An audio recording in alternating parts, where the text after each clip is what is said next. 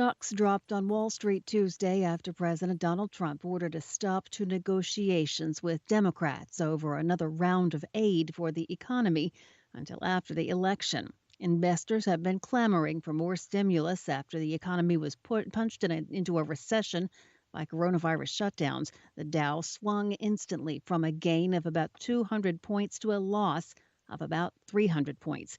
A series of tweets from the president came just hours after Federal Reserve Chair Jerome Powell warned on Tuesday that the U.S. economy's recovery from the recession triggered by the crisis may falter if the virus is not controlled and economic growth is not sustained. Powell called for more help for households and businesses, including expanded unemployment insurance payments, payments to households, and financial aid for small businesses. He told the National Association for Business Economics that government assistance has helped spur economic growth, but added negative trends could still emerge without more government action.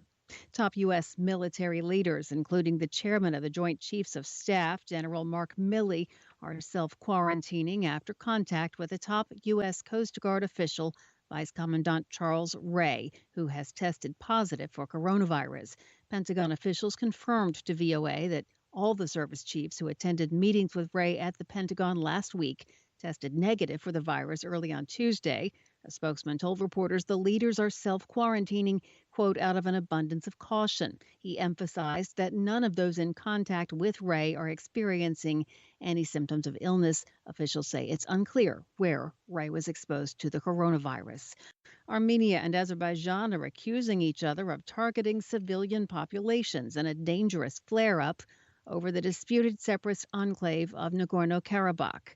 As the conflict intensifies in a second week of renewed fighting, diplomats from Moscow to Paris are scrambling to try to persuade the warring sides to agree to a ceasefire, but missiles and rockets continue to rain down. The enclave is inside Azerbaijan's borders, but enjoys de facto independence and has an Armenian majority. It has not seen such heavy clashes since the early 1990s. When as many as 30,000 people lost their lives before a ceasefire largely brokered by Moscow. Fears are mounting that it will not be easy this time either to secure a rapid end to the hostilities. Dozens have already died in the clashes. Observers fear the region is one step away from a broader war in the Caucasus that risks embroiling Russia on one side and Turkey on the other. Moscow and Ankara are already backing opposing sides in Syria and in Libya. Kyrgyzstan's Central Election Commission annulled results of the country's parliamentary election Tuesday as opposition groups took control of government buildings while protesting the election.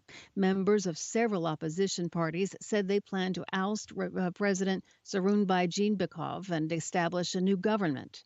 The Central Asian country is in a strategically vital location that hosts a Russian airbase, as well as a large gold mine controlled by Canada. The commission's invalidation of Sunday's election followed mass protests that erupted in the capital of Bishkek and in other cities. During those demonstrations, hundreds of people were injured and one person died. A panel of members of the U.S. House of Representatives has found that Google, Apple, Amazon, and Facebook have all used what it deemed objectionable means to keep control of the markets they serve. The Antitrust Subcommittee of the House Judiciary Committee recommended that the four companies should not both control and compete in related business activities. It found that the arrangement allowed the businesses to create one set of rules for themselves and another for their competitors.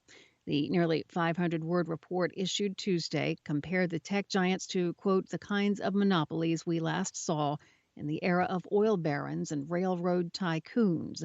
Facebook, Apple, and Google did not have immediate comment. Amazon, however, published a blog post on Tuesday warning against what it said were fringe notions of antitrust and market interventions that would, quote, kill off independent retailers and punish consumers by forcing small businesses out of popular online stores.